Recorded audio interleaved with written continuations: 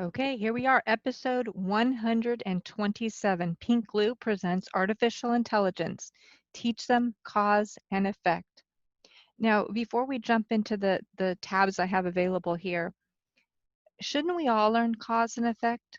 To each of our actions, we are setting a ball or an action or a thought or a process in motion. The effect is important. So it might be something as simple as driving down the road and tossing something flammable out the window and then going on your road trip, not even thinking about it. And yet the whole wildfire is created behind you. Or it might be something as simple as not paying attention or using your cell phone in the car, approaching a light and slamming on your brakes. Then the light changes and then you proceed through. But then 2 cars back, they didn't notice that the light had not changed yet. Their reaction time was different, and they rear end, but you're long gone. You don't even know that you caused that incident to happen.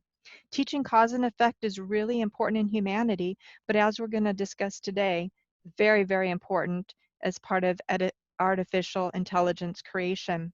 So this is October 1st, a series we're creating today. This is episode 127. And once again, just a shout out. Thank you very, very much for the feedback. Loving to hear the encouragement. Thank you. So, artificial intelligence, episode 127. I pulled this article up today. Again, came up in my feed, and this is getpocket.com. Pocket-worthy stories to fuel your mind. To build truly intelligent machines, teach them cause and effect. This is by Quanta Magazine, Kevin Hartlett. And I've noticed on these pages they don't show a date, which I think is interesting. So this says Judea Pearl, a pioneer figure in artificial intelligence, argues that AI has been stuck in a decades-long rut. His prescription for progress? Teach machines to understand the question why. Artificial intelligence owes a lot of its smarts to Judea Pearl. In the 1980s, he led efforts that allowed machines to reason probabilistically.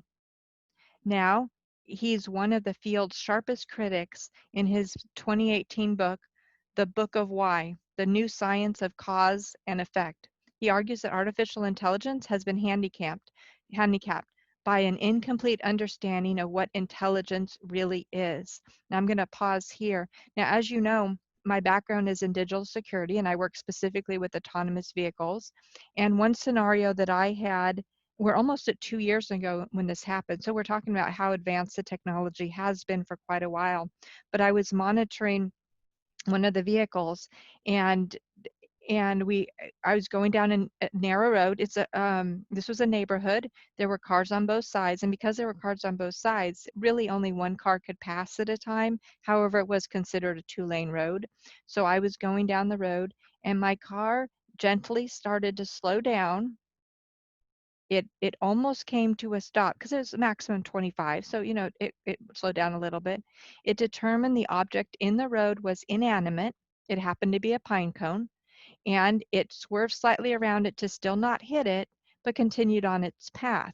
Well, when in machine learning, they're taught to recreate the scenarios, or in this case, the car drove around the corner many, many times in order to go past that same situation and keep learning and learning and learning. So it's a measure that it can teach itself. And what happened was very interesting. As I came around almost in that same exact spot, the car started to slow down again, and I thought this was odd because we had just gone through this pattern and I thought it would learn. I had learned. However, this time the car was more timid and it actually did stop. This time it had determined that the object in the road was not inanimate, but it was in fact something of motion. Now you have to determine, is there wind blowing? Is it a leaf? Or is it something of a more critical nature that might have, be alive? And I was going to say soul, but we now know that everything has soul. So I don't want to take that away from a leaf and have feedback there. But so what it did is it determined that, wait a minute, this is not the same scenario that I just experienced in the former loop. There's something different here. Well, in fact, it was a squirrel in the road. The car gave it time, the squirrel scattered off, And then the car continued on its path and started doing loops again. But it is very interesting what is programmed for that vehicle to do to teach itself. But here we're learning that one of the fathers of artificial intelligence, Jay Pearl, is saying that cause and effect needs to be taught as well. 3 decades ago, a prime challenge in artificial intelligence research was to program machines to associate a potential cause to a set of observable conditions. Pearl figured out how to do that using a scheme called Bayesian networks. And just so you know, Bayesian networks are still used today in programming self-driving vehicles. Bayesian networks made it practical for machines to say that given a patient who returned from Africa with a fever and body aches, the most likely explanation was malaria. In 2011, Pearl won the Turing Award, computer science's highest honor, in large part for his work. But as Pearl sees it, the field of AI got mired in probabilistic associations. These days, headlines tout the latest breakthroughs in machine learning and neural networks. We read about computers that can master ancient games and drive cars. Pearl is underwhelmed as he sees it. The state of the art in artificial intelligence today is merely a souped up version of what machines could already do a generation ago. Find hidden regularities in a large set of data. All the impressive achievements of deep learning amount to just curve fitting, he recently said. So this is interesting. He goes into another one of his book. Why is your book called The Book of Why?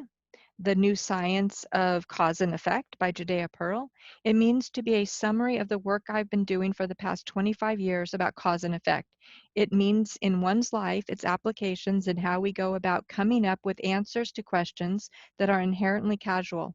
Oddly, those questions have been abandoned by science and politics, I might add in there. That was me. So I'm here to make up for that neglect of science. So here you go. Here's a book worth reading, Judea Pearl's The Book of Why. Apparently it came out in 2018. And you can find out a little bit more about how it relates to the artificial intelligence that's bleeding into our lives today.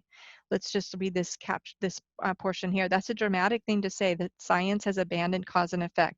Isn't that exactly what all of science is about? Of course, but you cannot see this noble aspiration in scientific equations. The language of algebra is symmetric.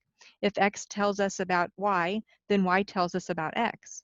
I'm talking about deterministic relationships. There's no way to write in mathematics a simple fact, for example, that the upcoming storm causes the barometer to go down and not the other way around. Mathematics has not developed the asymmetric language required to capture our understanding that if x causes y, that does not mean that Y causes X. It sounds like a terrible thing to say against science, I know. If I were to say it to my mother, well, that was a comment there. But anyways, this is a very interesting article, and I'm sure that the book probably has a lot of depth there. It was just brought to my attention, so I'm definitely requesting it from the library. And again, the title here was to build truly intelligent machines, teach them cause and effect. So I want to look at one scenario that we've always heard of, so I'm not going to click into it, but the trolley problem. This is a basic, let's just read this here. The trolley problem is frequently discussed in military circles to metaphorically address issues of population targeting. The exploitable comic was originally drawn and posted by philosophy professor Jesse Prince on his site subcortex.com sometime between 2009. So again, it's a scenario that, let's see if the trolley problem is one of the most famous thought experiments in philosophy. It poses a moral quandary. If an out of control trolley is speeding down the track and about to kill a large number of people, would you pull a lever that diverts the trolley to kill a smaller number of people?